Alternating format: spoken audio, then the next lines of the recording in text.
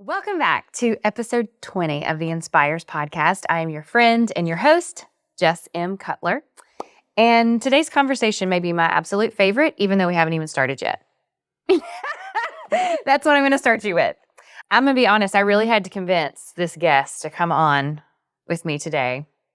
In all fairness, if you enjoy watching this podcast on YouTube, you have this woman to thank for it. Because whenever we were starting it all back up, after I took my little 1.5-year hiatus, was working with my little podcast company, and they were like, "Oh, you don't have to do video if you don't want to." And I said, if for no one else but this one person who I know, if I don't put it on YouTube, she won't get to see me, I have to do the video. So you actually have this amazing woman to thank for any of the YouTube and the video clips that we get out of here. Although it really is her least favorite part. It's the part she doesn't enjoy the most. So for me, she's someone that I have admired my entire life. I find her extremely inspiring. I love her so much. So this is, like I said, it's already my favorite conversation, and it hasn't even started. But I have someone here today with me in person, in the studio, no less, which is a little bit weird, and I'll tell you why in just a minute. But I have my mamaw. And for anyone who isn't as Southern as we are, that is your grandmother. But this is my mamaw, Miss Lucile Marshall. Mamaw, thanks for coming on today with me on the ENSPIRES podcast. Glad to be here, honey, even though I really don't want to be. Well, I'm really glad that you are. I said her being here in studio is different. It's because technically she doesn't live in South Carolina. She lives in North Carolina. And I guess what, for the past 2 years? 2 years now, you've been coming down here and spending like a month with us. So it's funny because I would say most people would be like, "Oh man, a person that's staying with me for a month." But Mamaw is like the best house guest ever. So she gets to come back and we get to enjoy her. I hope she enjoys us. I don't know. She might just be trying to get away from Marshall Farm Road. No, I get spoiled. It's easy to come. Well, we like to treat her like a queen just because we don't get to see her all the time and just a few trips that we go up there. But the thing that I enjoy the most, and I think I said this to you the other day, what I love the most about you coming down is that it reminds me of our trips to Texas. So growing up, obviously her side of the family, like the Perkins side, they all live in Denison, Texas. Well, or right around there. And so every year growing up, we used to all get in a really big van. It had captain seats. We had like a mounted box television that was, and I will say it was probably like 13 inches. It had, for VHS. And we had this beautiful VHS collection that sat above the back seat. And every time they they slammed on the brakes, all of them would come tumbling down on us. That's the one thing that I remember. It's like you had to watch yourself whenever the brakes were hit because the VHSs were coming down. And we would I would say like we would do it in like a day and a half, but it was like 24, 27-hour drive.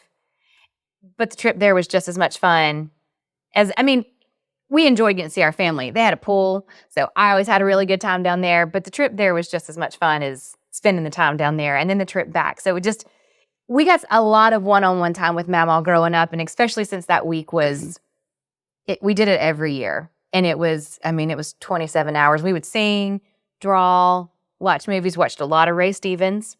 But I think that's kind of where I want to get us started today. I just wanted to start with my little favorite memory of going down to Texas, but this is sort of an open forum. So I'm here as your granddaughter just to enjoy hearing your voice and hearing your stories. And I'm just going to kind of lead you through some fun things. But otherwise, I just want to hear about your life. And so you grew up in Denison, Texas, and you met Papa when? 19? 18. 18. Okay. So take me back to that time. Take me back to 18 years old. You didn't grow up with Papa. He was not there all the time. Who were you before you met Papa? Well, let me tell you about Mother and Dad first. There you go. Okay. Let's go there. Okay, Mother was number 6 out of a family of 10. And they grew up on a sharecropper farm until they grew up and started getting married and moving away. And Dad was number 3, he was a family of, he had 2 older brothers, a sister, and 2 younger brothers. So here's a family of 6, and they lived in houses, but they lived also in covered wagon, literally, where they went from Missouri to South Texas, from Amarillo, Texas, over to Arkansas, picking crops, fruit, vegetables, as they were in season. And eventually, as the boys got to be teenagers, my granddad decided it was time to get still somewhere and not travel. So they settled there in the area where the family grew up. But they settled in Oklahoma, and then they moved to Texas, and then they moved back over into Oklahoma and finally settled in Sherman, Texas. And then Mother was living in Pottsboro, Texas. And somehow they met and got together, because they used to be fun things even way back then. There were fun things back then? Even back then for young people to do. So they got together, and that was where I came from. And then we have Everett, who's living here in North Carolina, and he joins the Air Force, and he gets sent to Texas, where he stayed all 4 years. And those 4 years brought him to Parent Field, which was an air base that was between Sherman and Denison and Pottsboro. And God could have took him anywhere. He could have taken him to Sherman, to Denison, or to Pottsboro. But one day he come into my yard with my friend Papa May and her boyfriend, and the rest is history. That's why we're sitting here today. Well, it's funny because I asked you the other day, whenever we were sitting in the sunroom, I asked you, I said, well, what was it about Papa that made you choose him? And what'd you say to me? I didn't choose him. He chose me. He chose me. And the Lord chose us. Yes. Oh, and then, okay, and I have to get you to tell the story, because it's the story that we all know as grandchildren, your children, everybody. But what has Papa always said about whenever he met you? You want me to tell that one? Yes, I do, Mama, because it's such a part of who you are. Oh, mercy, mercy. He said I was barefooted when he met me, and I haven't put my shoes on yet. And it's that true. was 61 years later. It's so true. Mama is known to walk around barefoot and just enjoy. We were talking about it the other day. I don't know a whole lot about grounding, but she was talking about doing that, and I was like, no, Mama, that's a thing now. Like, people do it. It's called grounding. Oh, so you met Papa. Now, okay, so Texas, North Carolina, when you met him, did y'all get married in Texas, or did? Yes, at 18. This was kind of funny, too. I'm 6 months older than he is. Oh. And I told him we was either getting married while I was 18 or we was waiting until he turned 19, which would have been a whole year out. Because I wanted to be the same age on the wedding certificate. Okay. That's funny. So you got married in Texas, and then did y'all live there? 2 years. Okay, you lived there for 2 years. Debbie and Gary were born there. Oh. Yes, it always makes me think of the story. This is not related, but it always makes me think of when we drive through Denison. Dad would always go, no, that's the hospital I was born in. And Mom always go, no, you're not. No, it's not. Dad's like, yes, it is. She would go, no, it's not. It wasn't. Well, he seems to think he was, but Mama knows different. So you had Debbie and Dad, Gary, my dad, and then from there, that's when y'all decided to move back to North Carolina. Yes. Well, after Debbie was born, yes. Why? Why'd you come to North? Why? Jobs were not available. And he knew he could get a job, or at least he hoped he could get a job in North Carolina, which he did. What did he? These are a lot of really honest questions. It's like, as we talk through it, I'm like, what did he do? Like, what did Papa do whenever y'all moved up here? He worked in manufacturing, and I'm not sure what kind of jobs, kind of mechanical related. Okay. So you moved, and we were talking about this the other day. I thought it was so funny. I'm like, wow, she's like telling me so many things that I didn't even know. So we were talking about like drawing water from the well, because here's a little fun fact about Mama. She loves like 1940 30, 40, 50 musicals and the movies, and I had grown up on them. Like, I actually grew up loving Gene Kelly. Like, I called Gene Kelly my boyfriend when I was like 5 years old because I loved him. Because when we would spend time with mamaw, she'd put on Singing in the Rain or Seven Brides for Seven Brothers. I loved Howard Keel too. So those were all those movies that we just grew up watching with you. But we were watching something talking about drawing water from the well, and it's interesting to me because in your lifetime, our world has changed dramatically. I think about someone going and drawing water from the well, and that was like not in your lifetime. Like, that was so long ago. It just seems so long ago. And the reality is it's not been that long. So the story you were telling me was about how as you were growing up, y'all had an outhouse and you drew water from the well, and y'all decided, like, your mom and dad, mom, pa, they upgraded the house. So they got a bathroom, they put a pump in the water. But then whenever you moved to North Carolina, it was like stepping back in time for you because were they still using an outhouse? They didn't have a pump in the, Right. That's crazy. It doesn't seem like that. Like, that's like a standard luxury now. Like, you wouldn't think about going into a place that wouldn't have a bathroom. But you still have to draw water and go to the outhouse, yeah. Uh-huh. So you came all the way up there. Now, Papa was one of 10. Right.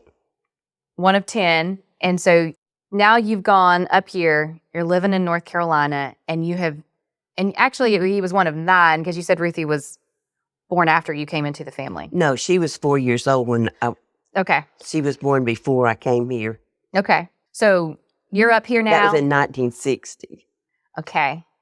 So you're up here now, and now you're within a family of Papaws, which is a family of 10. Well, 11 counting great grandma Marshall. And I had a brother and sister. And you had a brother and sister. So, which I feel like, though, it seems like. So you're right. We come from a small group to this humongous group. And so, in the transition, what was the hardest part? Like leaving? Leaving mom and dad. Yeah. I mean, that's 1,100 miles. It's not like just moving across the street. Mm-mm. You know.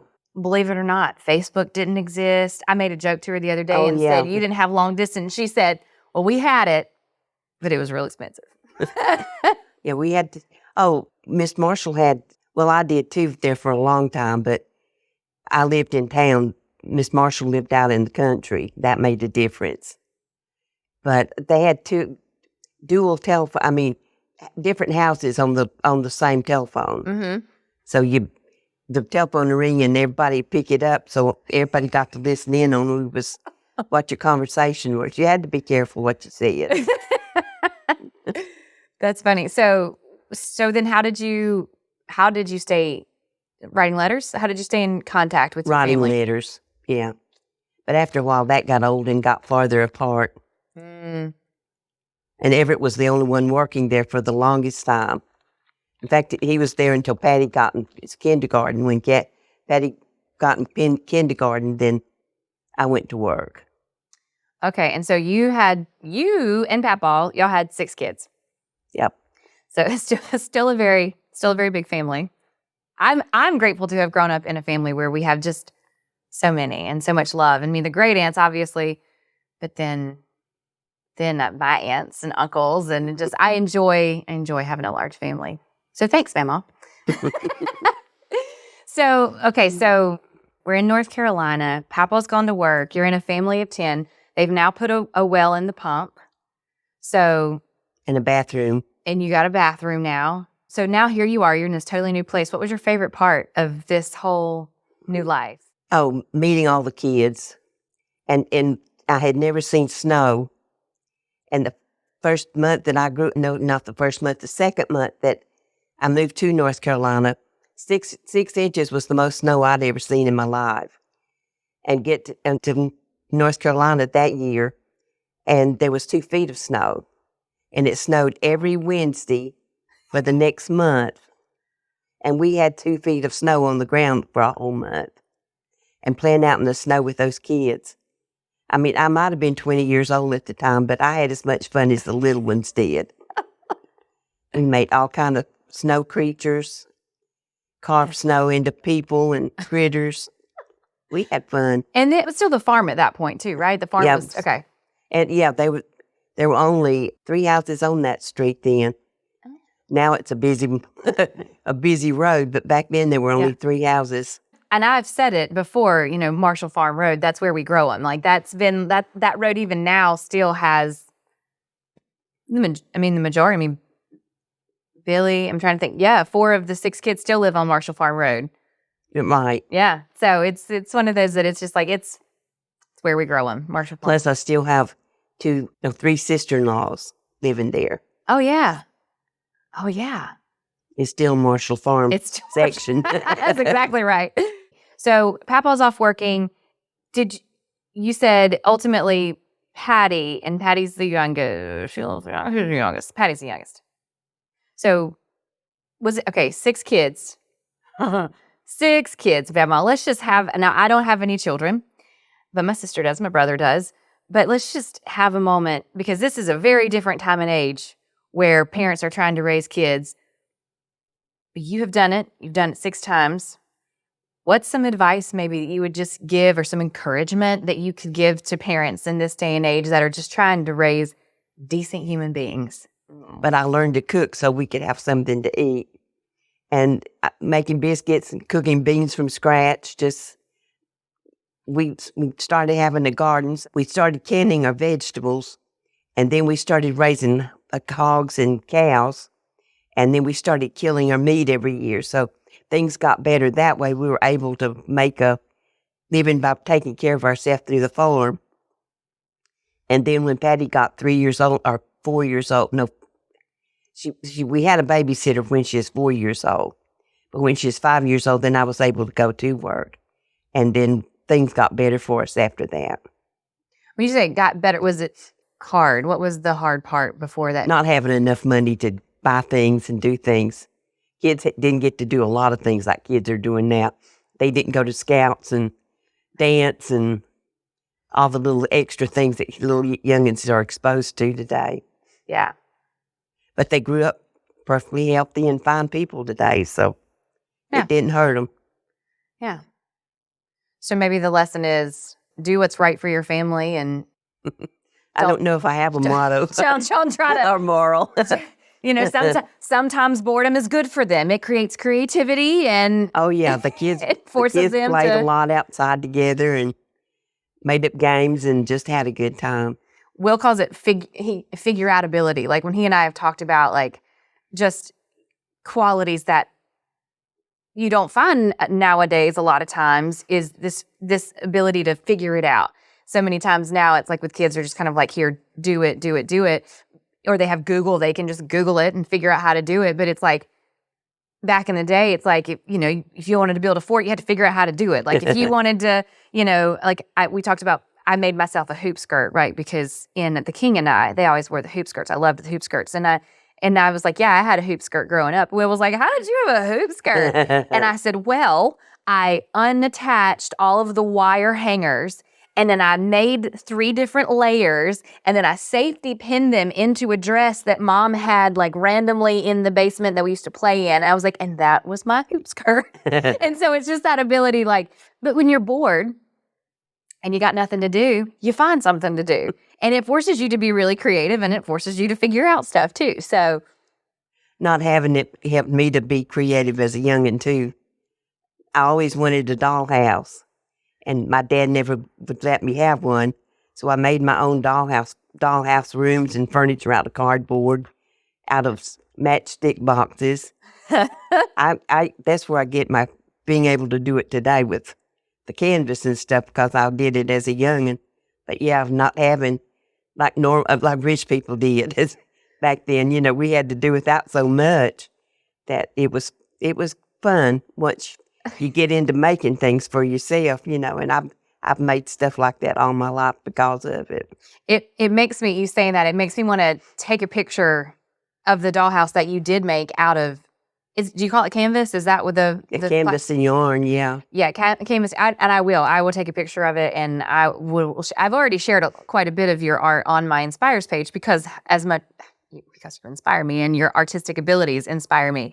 But that dollhouse now she's talking about, but well before. But let's say later on, when did you make this dollhouse that now even like my niece and nephew, when they go to her house, they play with this dollhouse that she made out of, and I'm going to call it plastic canvas, but it's like those flat pieces that have the square holes in it, and then you take yarn, and she built an entire house, and not just that, furniture too, like all of it.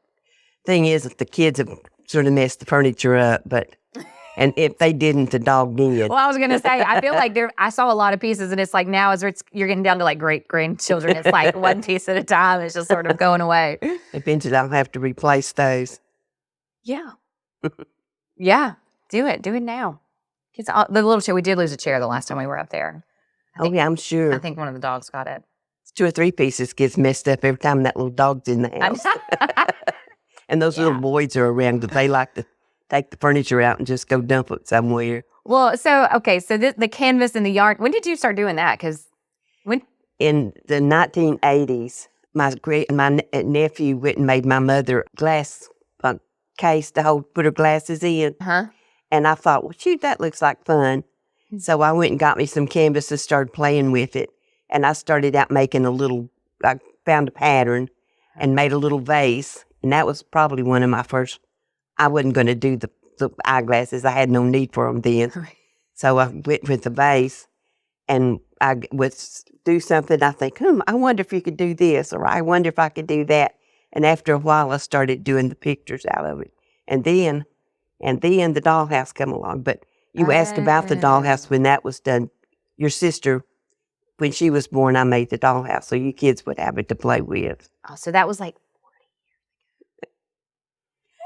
years ago. That it's still here is amazing.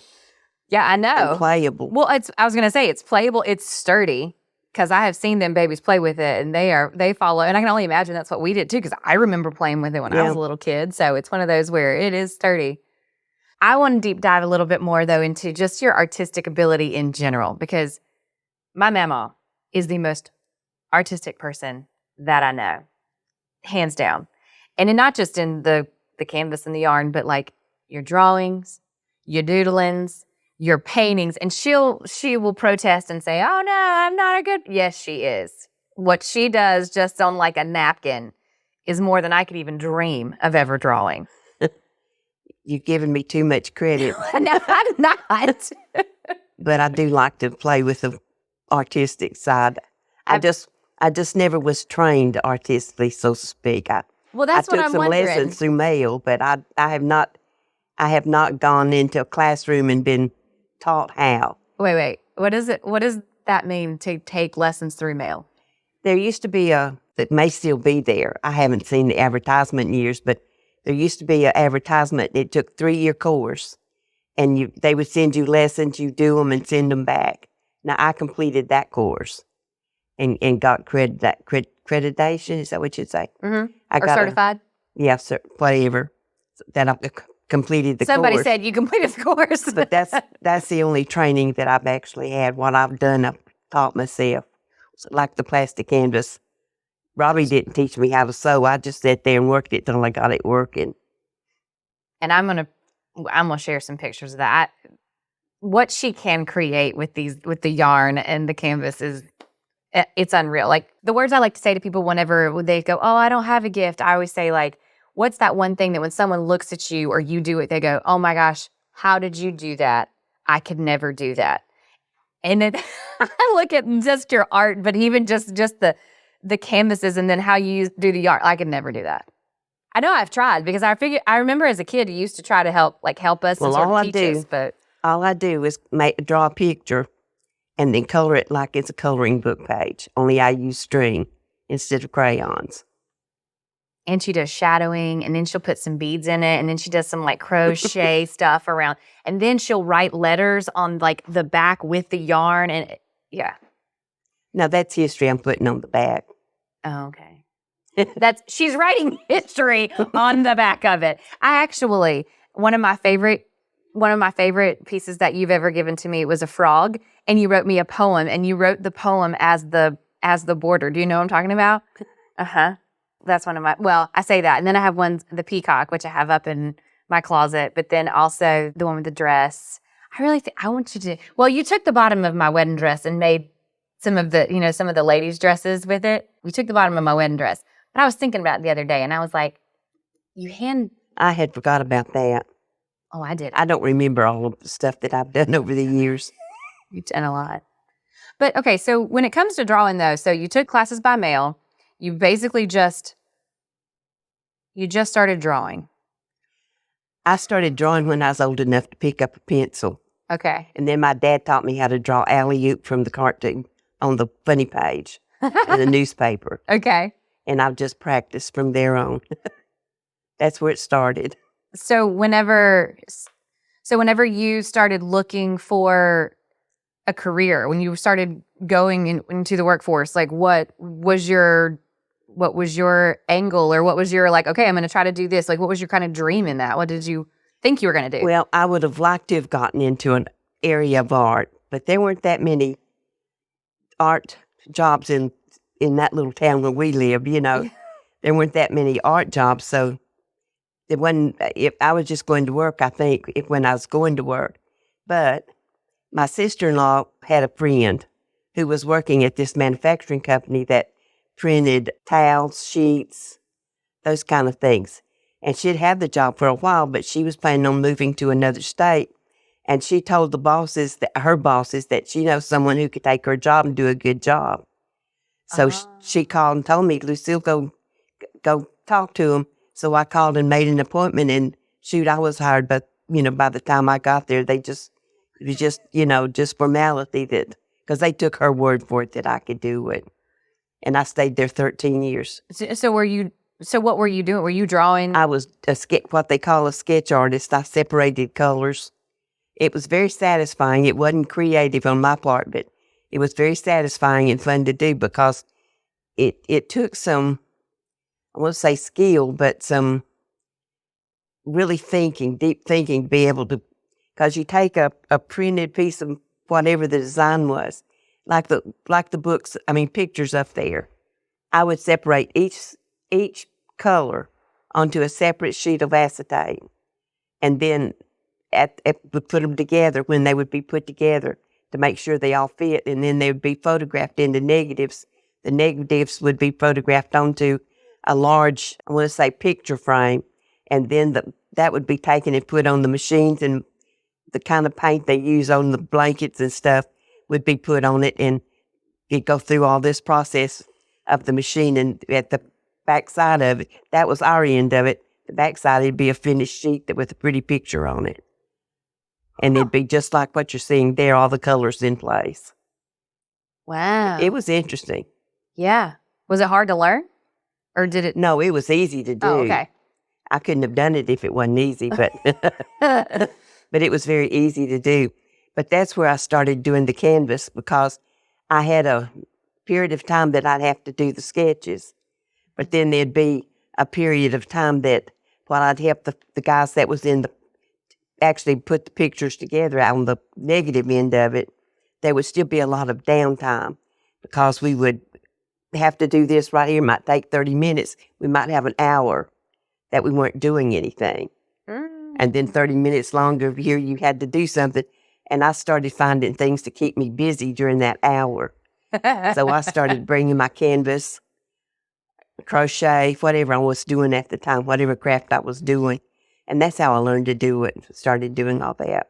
That's so funny. You would think you're in a job where you're, I don't want to say you're doing crafts by any means, but like you're doing some part of like an artistic, creative gift. And it's like, then you get this break time in it, and it's like, here you bring in your craft. Like, in my heart, I'm like, that's the true test of like, do you love what you do? Like, and when I say, do you love what you do, not necessarily separating colors, but like just being creative and creating art and things like that. I took a talent, not a talent, but a skill test that people take out of college or out of school to see what my talents were. And my number one talent was art. And I didn't even know that was a talent. I was expecting teacher, mechanic, anything. But mine happened to be art, and it kind of shocked me that teacher was down number 5, I think. But art was my number one. What was your next one? What was under art? I don't remember what was the second one or third one or fourth, and I was just shocked that it was number 1. That's fine. So you asked if I loved what I'm doing. Yes. It's my number one passion. I do, and I've said this to you a couple of times because, I think about the person that has an ability to draw and is creative, and they're sitting down right now and they're looking at the rest of their life going, okay, I can be an art teacher, but like what else? And I know you said that it was one of those where someone just kind of vouched for you and put you in that, but at the same time, like, there's a lot of jobs that require an artistic skill and an artistic hand. So it's one of those where, and I think I find it a lot in the event planning world where, especially when I've talked to college students and they think they can literally come out and be a wedding planner. And I'm like, no, there's so many other places where that gift can be used. You just have to find that place for you.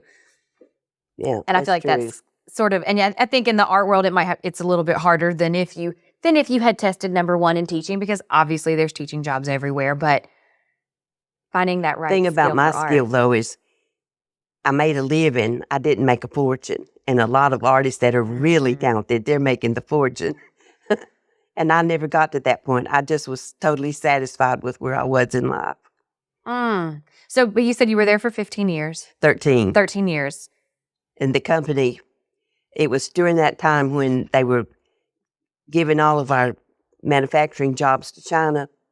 So my factory was one of those that started, getting low things and laying people off. So I was one of those that was laid off. And so I was out of work for just a few weeks. It wasn't long at all. And my nephew started telling me to go see my Uncle Bill. I bet he will hire you, is what he said. And then I didn't go that first time, so he calls back and he says, Lou, I told you to go see Uncle Bill. I done told him you're coming. So I call and make an appointment with Uncle Bill. And Bill wasn't going to hire me just immediately until he figured out I could do writing, like cursive. And he was looking for someone who could do these little windows that you see in stained glass windows, the little writings in memory of. And oh, yeah. And I got hired because I could do that cursive. That's so funny. That is funny. And I went to that work, I think, the next day. Just that quick. So that was the Lord's doing, because I did not go looking for, I did go looking for a job, but I didn't go looking for a job at that moment. You know what I'm saying? Yeah, absolutely. Well, it's that's an odd job. It's just to me, it's just an odd job. It's like. Now I got to do other things besides, but that's why I got hired that particular moment. Was to write the words. And then what other stuff did you get to do in it? Well, first they started me out on the painting the pictures onto the stained glass. And I was doing all right. I would have worked on, I just hadn't done that particular phase of work before.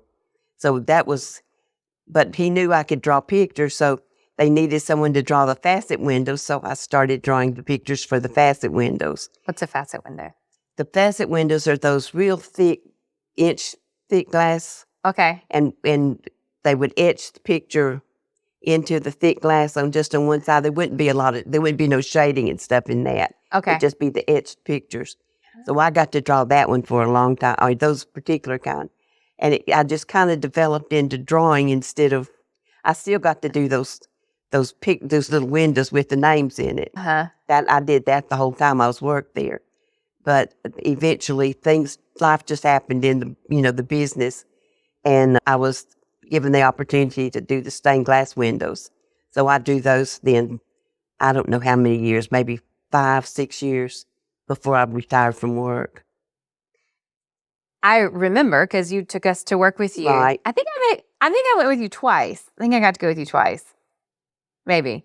But I just remember, and it's weird because it's weird what you remember of things, but it's like, I remember being in there and I remember the stained glass pieces. Like it was such an interesting type of work environment, especially considering what I thought work was supposed to be like. So it was such a cool experience. It was like a take your granddaughter to work day or something. It was one of those, you got out of school and you got to go spend a day with somebody, and we went with you. And it was just like, I always envisioned like this corporate, and I always wanted to be this like secretary where I could, work at the desk and it's like we got into your world, and it was just like someone sitting up there drawing pictures all day long. Yes. I never felt like it was work. It was like I was doing fun and things all day long because I sat and drew pictures all day. Oh, do you miss work? Because you retired. I mean, it's been a while. Bethany talked about 13 years. I was going to say Bethany talked about your retirement because when she said that she retired with you after she lost her memory. Yes, she did. Uh-huh. Do you miss it? You miss working like that? I enjoyed working with drawing the pictures. But once I got retired and got into retirement, no. Yeah. This is not so bad. I still draw. I haven't gotten rid of art. I just got rid of job. Yeah, the story I have told on this podcast before is whenever I asked you to draw my wedding dress for me, you said, "Oh, honey, I can't do that." And you pulled out a napkin and you literally got a pen and you were like, "I mean, what do you mean? Do you want something like this?" And it was the most beautiful. I wish I still had that napkin, but it was like, "Oh, you want something like this?" I was like, "Yes, I want exactly that. That's exactly what I liked." But I enjoy. I mean, it's in all fairness, we used to get you to draw some of our stuff for school whenever we would have some drawing stuff, and I think I won an award one time with the drawing you did. It was like a stamp design, and you drew like I did a building little farm scene for you one time too. Mm-hmm. That got put in the school showcase. People thought we were real creative. What we were showcasing was our grandmother. Oh, that's funny. Yeah, I think about it like now later in life, and I'm like, oh, I guess I should have done that myself. But I mean, you did help me. I did ask for your help. You helped me. Yeah, I still remember that stamp design because it literally looked like the flag was waving. The way you drew it, it actually had this 3D effect. I mean, I was probably in 5th or 6th grade, so I was real we talented. had some fun little creations over the years. So you had this career that you loved, but then also you had 6 kids at home, and then Papa was also working.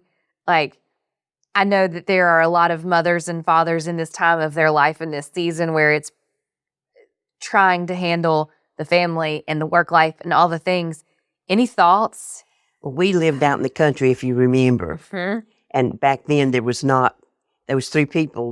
houses on the street. So there wasn't a lot of temptation for the kids to go anywhere or, get with other children to get into trouble. Yeah. So it was just them. And then my mother-in-law lived next door. So she kind of watched out for them. And by that time they were starting to get older so they can take care of the little ones, So it just kind of worked out. And they helped with the chores. They all had chores they had to do. Mm-hmm. And somehow it just worked out with it. While I was working, we made it. And we'd come home and I'd fix supper. Mm-hmm. And I learned to cook fast food. Not fast food from McDonald's, and even though I loved certain sandwiches from there, but it wasn't from that kind of fast food. It was, I learned to cook fast foods. Or learned to cook food fast. Oh, well, yeah, I am not a cook. I cannot cook. And if I do cook, it needs to be able to be completely made and the kitchen cleaned in 15 minutes. I'm not very good at it. Well, I learned to cook. Poor old Everett, though, when we first got married, he had to learn to eat my food. Because I had to learn to do it. It's not like now where you can just Google a recipe or watch a video and show you exactly what a dollop of this and a pinch of that. It was I think I'll just throw this in, that there. I probably still need to learn to cook, but just the same I can cook to eat now. It's funny you say that though, because when I think back on Pa, so your dad, I think back on Pa and he used to cook for us whenever we would go down to Texas, and he would make chili and his ribs. He was a cook. He cooked. He learned to cook after Mom died, though. Okay. He sat and watched the cooking shows on television, and then tried it. Okay. And put his own technique and version to it, but it was good. It was eatable. Yeah, it was good. Yeah, I remember the year that Sheila was down there and that we weren't, and she literally got the smoke from the smoker and put it in the jar and brought it back up there for us so we could just smell the smoke. Yeah, I remember. Sure did. I remember, Sheila. I remember. Yeah, because every time he cooked, it was just mouth-watering meals. They were always really good. So Papa, he managed to learn how to eat your cooking while you were learning how to do the cooking. We talk all the time, and it's like everything is like we were talking about Brutus the other day. It's so funny because you do have so many like There are lots of memories there. They're just right. nothing sticking out. Right. For me, I just think I've always loved how big our family was. And I think I've just always enjoyed like our family get-togethers and just everything's just always been a come as you are, enjoy the feast, sit on the couch, take a nap, sit out on the porch, ride the go-karts. Like going to Mama and Papa's house was always just like the best part of the week because everybody was there. It was just always this place that was filled with so much love and laughter. Yeah, even one of our little nephews, because there's so much people there on Sundays, he wanted to come too. Right. Well, and it's funny now because it's kind of, I feel like, it's waves, but it's like, for a while, my generation, we were the kids, and now my generation, everybody has their own kids, but how many great grandkids now? There's 12 of them now. Yeah, and Braden's 5. So, I mean... He's the oldest, and the youngest one's about 2 months, 3 months, something like that. Yeah, so like all under 5 years old. Like it is, so it's so it's like the wave has come back around where it's like now the house is just all these kids. And that's the best part about it too, is like I feel like Sheila does a very good job, but you do too, but just to have just toys up there. So whenever they get there, it's like they have the little riding toys, and they've got a little footrest that has all these little hidden toys. So it's like the kids know like where the toys are when they get to Mama's house, and they come in and they pretty much throw it all out. Instead of having whatnots, I have toy whatnots now. Yeah, literally. Right. Looking at just your grandkids and your great-grandkids, which one of us do you feel like reminds you of you the most? Oh, there's several of them who can draw pictures, but nobody has that spark. I don't know. They're probably all like me in some respect. And then they're probably like their daddy in a respect, and then they themselves too. So I don't know if I can actually pick one out. Well, I would ask you who your favorite is, but there's really no point in asking that question. Oh, so. all of them. Whatever, Mama. No one actually asked that question. It's an underlying statement. We know who the favorite grandchild is, so. And don't even say Bethany. I can't say that I have a favorite. They're all my favorite. Ooh, I have told Mama that me and Mama love giving each other a hard time, and I've told her that for most everybody else in the family, they've put her at this age where now she can say whatever she wants, but she hasn't made it to that age for me. That's the truth. I like to call her out. And I love it. I like to keep her on her toes. I don't let her just come in and start saying what she wants. So we and her got to go back and forth. We got to keep you sharp, Mama. Well, I'm trying. Well, you are. But I've got old enough now that I can say things that I shouldn't. No, you haven't. See, she thinks she's made it to that age. I know she hasn't. Well, 85 is a pretty good number to do silly things. Okay, fine. I'll give you like one day, Mama, one day. But then the next day I'm calling you right back out on it. Oh, well, you better, because I'm here with you today. I know. That's exactly right. Now, one thing that I will say that I've loved and admired about you is that you are a woman of God. You are a woman of faith. And I think it's extremely beautiful. And it's been something that she won't sing for us right now here today. I can't sing. No, I knew she was going to say that. But my mama has the most beautiful singing voice too. Like I just remember going to Mount Bethel and hearing you sing, and especially when we've sang as a family, and it's like we have just these beautiful altos and sopranos, and it's just our family is a very musical family. And so you say you can't sing, and I'm not going to make you sing. I can't sing now. Okay, well that's fine. But I just want you to know, like when I remember your voice, it is a beautiful singing voice. Thank you, honey. So I just hearing you sing hymns, and I told her the other day that I think of "I'll Fly Away." When I hear that song, I think of her because she has already made the demand that when she does pass, there to be no sad, slow hymns played at her funeral. She wants everything upbeat and happy and worship. So whenever when obviously.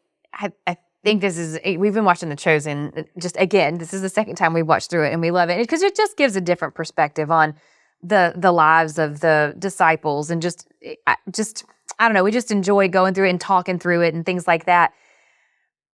But I would say in the life of a Christian and just the journey that we go through, I mean, it's not easy. It's never easy. And it's interesting to watch on that show because it's like we get to see this perspective that it's like just when they became a disciple, that didn't mean their problems were gone either. So whenever you've gone through life, you've uprooted, you've moved 1,100 miles away from your family, you've moved into a whole new family that was way larger than what you had. You stepped backwards in time and you've gone through all these things. When did faith become a big part of your life? I've been a Christian all my life, I think. I didn't start in church. My mother and dad did not go to church at first, but I would be taken to church by my Aunt Marie. So my grandmother, for that matter, took me the first time I went to church, but I grew up knowing God from the beginning. But I became a Christian when I was about 12 or 13 years old.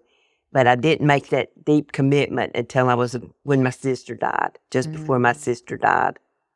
And I met the baptism in the Holy Spirit back in 1970-something, about 75, 76. And he just hadn't let go of me since. But I've had a lot of bad things happen. I've lost loved ones and here me and 1,100 miles away and them in Texas, that was some of the hardest stuff I've ever had to do. And, there's just been ups and downs and bad things happen all around that life just throws daggers at you every once in a while, So it's been good, it's been bad, but it's been a blessing because it is what I am today. Is there anything that you've thought just throughout your walk and just going through these hard times and the good and but the blessings, but is there anything that's kind of carried you through it as a Christian? What's sort of been the thought or the Bible verse, or what's been the thing that's sort of kept you going? I'd have to just say God himself, because he won't let me get by with things. He calls you out on it? He calls me out on it, just worse than you do. Yeah, he'll set me straight if I do get off course. So I guess I'd have to say God. Okay. Yeah.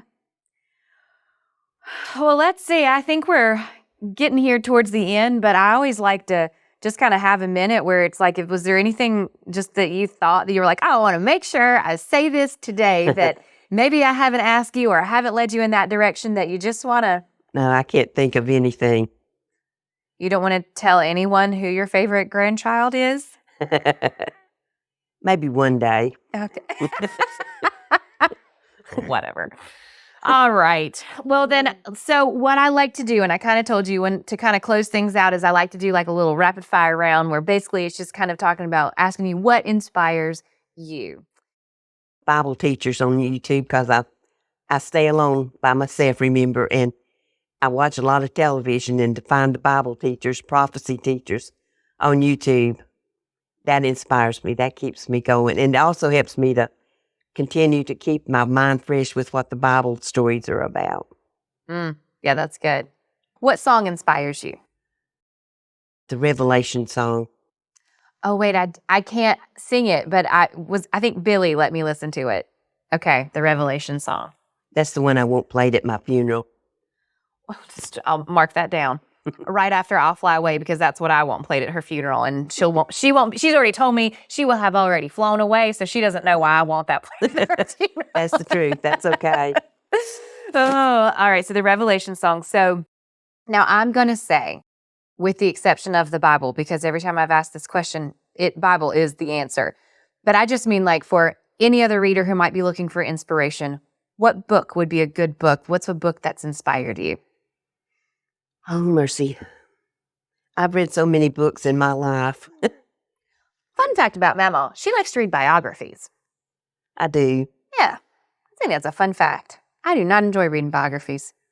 Yeah, I've got several biographies at home and enjoy every one of them. What's your favorite biography?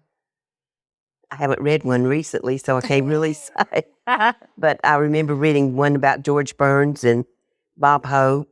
There's just a bunch. I haven't read one in a while. I've had problems with cataracts there for a while, and I kind of got out of the habit of reading. And I've just recently had the cataract removed, so I have 20/20 vision again. So, so I might start reading again. Well, maybe. Okay, good. Pick up one of those old books and start reading. There you go. So, and you can totally say this was what you had said originally. Like, what person inspires you? Our son. You. I mean, look what you're doing here. Just having a conversation with my mom. Having a conversation, which scares the pidding out of me because I don't know if he's going to be watching this.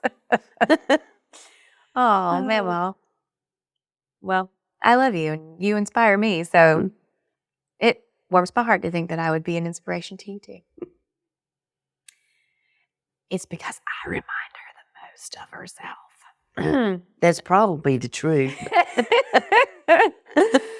Because in all fairness, not that I'm a great drawer, but I do think now that I have realized I actually have creative abilities, it's one of those things where I would have never said I was creative until Oh, yeah, you're just doing it in a different way. doing it in a different way. Right, Mm-hmm. right.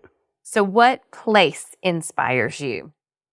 My own home, because that's where I'm my most creative. No matter what I'm doing, that's where it starts. When you say, you mean it like your house on Marshall Farm Road? Yeah. Mhm. Your home inspires me too. Actually, it's where Mama wasn't there one day that I got to. I think you were actually at church, maybe with Bethany. And so I got there and y'all weren't there. And so I sat down on the porch and just inspired a poem right out of me. Just when I am just in your space, it's just a space where I feel very loved and at home myself. So, and then here's my last one. And you can choose whichever one speaks to you the most. What hope or thought or quote inspires you?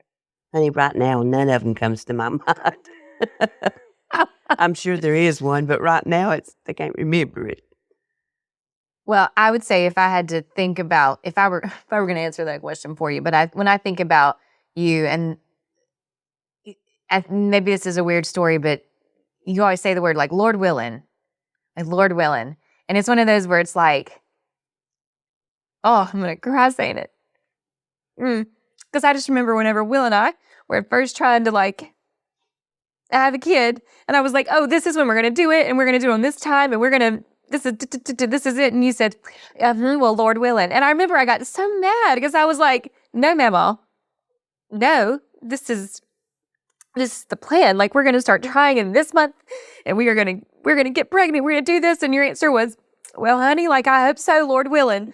And I think about you and I think about how you've lived your life and that thought of just like, Lord willing, if the Lord wants it, if it's in his will, then he'll make it happen. And I think it's I'm so glad I asked you that question so I can answer it for you, but there's always a reason and a season, honey. You just have to trust him for it. Yeah. Lord willing. Lord willing. No. That was wonderful. I enjoyed that. Did you enjoy that, mamaw? Yeah, it was not as bad as I was afraid it would. Well, I just appreciate you doing it with me today. And I appreciate anyone who stayed with us and listened and got to enjoy a conversation between a mamaw and her favorite granddaughter. Thank you so much for listening. We'll see you next time.